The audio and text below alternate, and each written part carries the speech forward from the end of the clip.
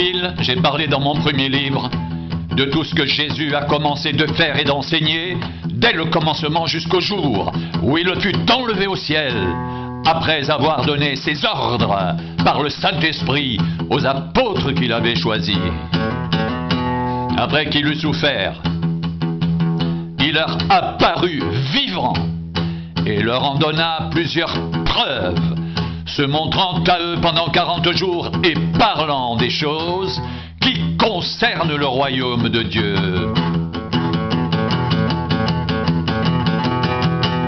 Comme il se trouvait avec eux, il leur recommanda de ne pas s'éloigner de Jérusalem, mais d'attendre ce que le Père avait promis, ce que je vous ai annoncé, leur dit-il, car Jean a baptisé d'eau, mais vous, dans peu de jours, vous serez baptisés du Saint-Esprit. Alors les apôtres réunis lui demandèrent, Seigneur, est-ce en ce temps que tu rétabliras le royaume d'Israël? Il leur répondit, ce n'est pas à vous de connaître les temps ou les moments que le Père a fixés de sa propre autorité, mais vous recevrez une puissance, le Saint-Esprit, survenant sur vous, et vous serez mes témoins à Jérusalem, dans toute la Judée, dans la Samarie et jusqu'aux extrémités de la terre.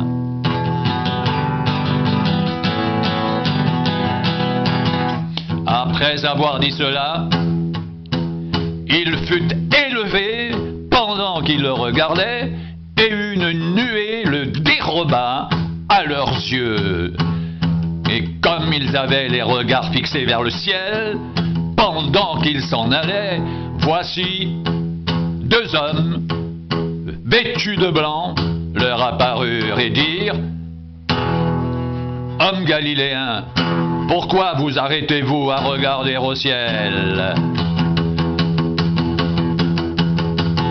Ce Jésus, qui a été enlevé au ciel du milieu de vous, viendra de la même manière que vous l'avez vu allant au ciel.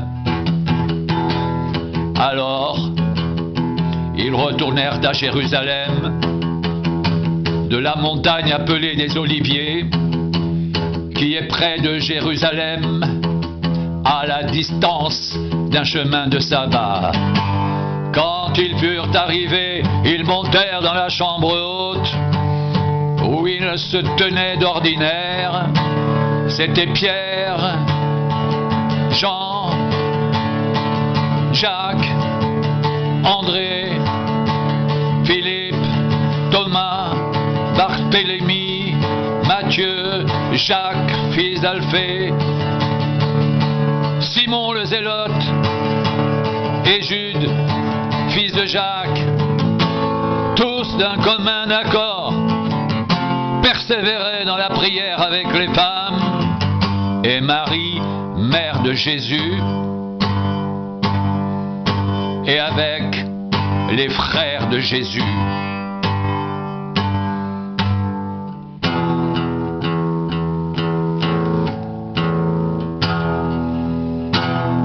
Le jour de la Pentecôte, ils étaient tous ensemble dans le même lieu. Tout à coup, il vint du ciel un bruit comme celui d'un vent impétueux, et il remplit toute la maison où ils étaient assis. Des langues semblables à des langues de feu leur apparurent, séparées les unes des autres, et se posèrent sur chacun d'eux. Et ils furent tous remplis du Saint-Esprit, et se mirent à parler en d'autres langues, selon que l'Esprit leur donnait de s'exprimer.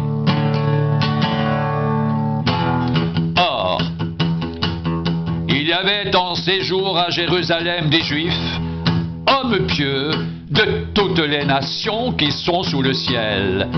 Au bruit qui eut lieu, la multitude accourut, et elle fut confondue, parce que chacun entendait parler dans sa propre langue.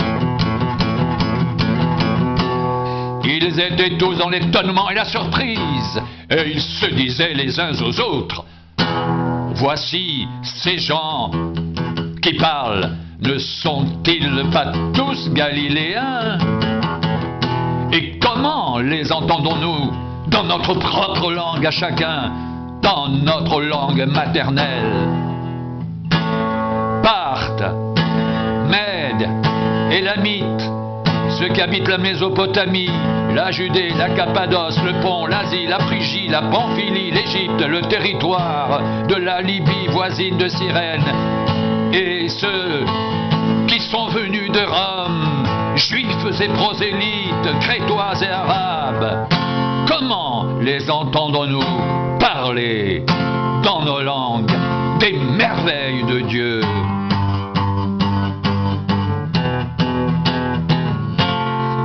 Ils étaient tous dans l'étonnement, et ne sachant que penser, ils se disaient les uns aux autres: que veut dire ceci? Mais d'autres se moquaient et disaient: ils sont pleins de vin doux.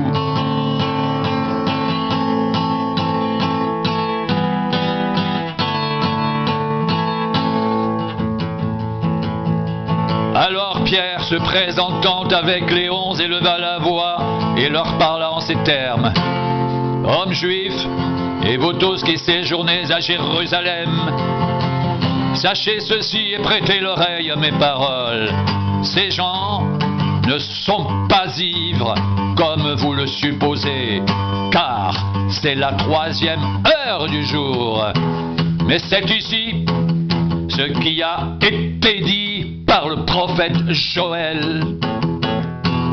Dans les derniers jours, dit Dieu, je répandrai de mon esprit sur toute chair. Vos fils et vos filles prophétiseront. Vos jeunes gens auront des visions et vos vieillards auront des songes. Oui, sur mes serviteurs et sur mes servantes.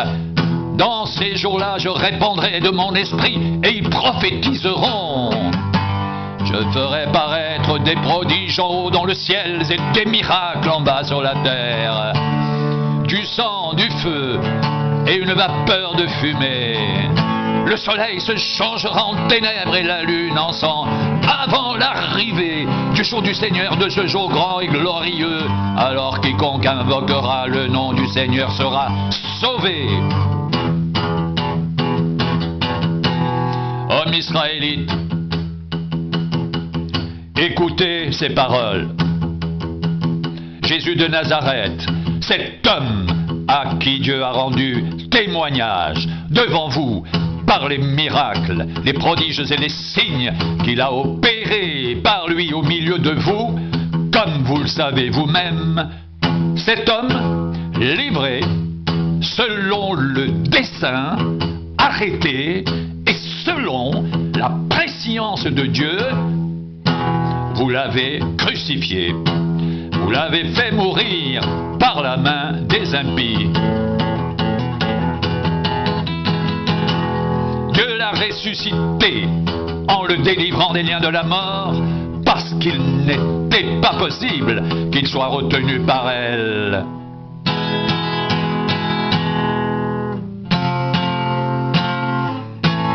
Car David dit de lui: je voyais constamment le Seigneur devant moi, parce qu'il est à ma droite, afin que je ne sois point ébranlé. Aussi mon cœur est dans la joie, et ma langue dans l'allégresse. Et même ma chair reposera avec espérance, car tu n'abandonneras pas mon âme dans le séjour des morts, et tu ne permettras pas que ton sein voie la corruption. Tu m'as fait connaître les sentiers de la vie. Tu me rempliras de joie par ta présence. Hommes, frères, qu'il me soit permis de vous dire librement au sujet du patriarche David qu'il est mort et qu'il a été enseveli et que son sépulcre existe encore aujourd'hui parmi nous, comme il l'était prophète, et qu'il savait que Dieu lui avait promis avec serment de faire asseoir un de ses descendants sur son trône. C'est la résurrection du Christ qu'il a prévue et annoncée en disant qu'il ne serait pas abandonné dans le séjour des morts et que sa chair ne verrait pas la corruption. C'est ce Jésus que Dieu a ressuscité. Nous en sommes tous témoins. Élevé par la droite de Dieu, il a reçu du Père le Saint-Esprit qui avait été promis et il a répandu, comme vous le voyez et l'entendez. Car David n'est point monté au ciel, mais il dit lui-même, le Seigneur a dit à mon Seigneur, assieds-toi à ma droite, jusqu'à ce que je fasse de tes ennemis ton marchepied. Que toute la maison d'Israël sache donc avec certitude que Dieu a fait Seigneur et Christ, ce Jésus que vous avez crucifié.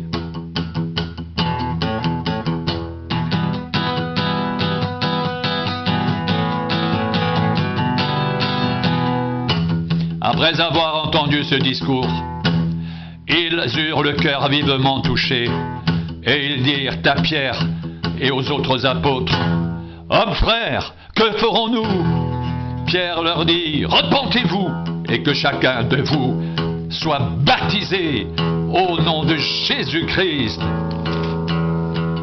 pour le pardon de vos péchés, et vous recevrez le don du Saint-Esprit, car la promesse est pour vous, pour vos enfants et pour tous ceux qui sont au loin en aussi grand nombre que le Seigneur notre Dieu les appellera. » Et par plusieurs autres paroles, il les conjurait et les exhortait, disant, « Sauvez-vous de cette génération perverse. » Ceux qui acceptèrent sa parole furent baptisés. Et en ce jour-là, le nombre des disciples augmenta d'environ 3000 âmes.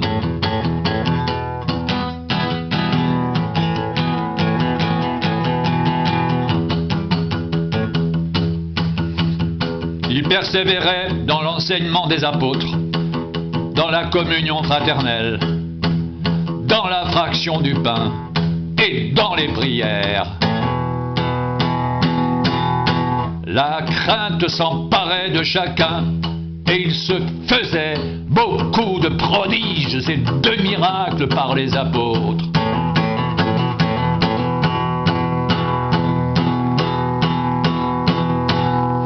Tous ceux qui croyaient étaient dans le même lieu et ils avaient tout en commun.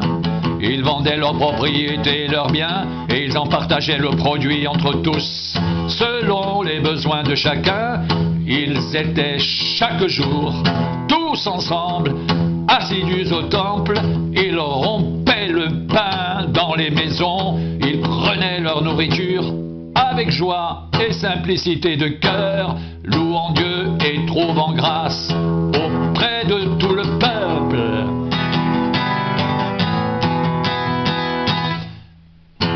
Et le Seigneur ajoutait chaque jour à l'Église ceux qui étaient sauvés.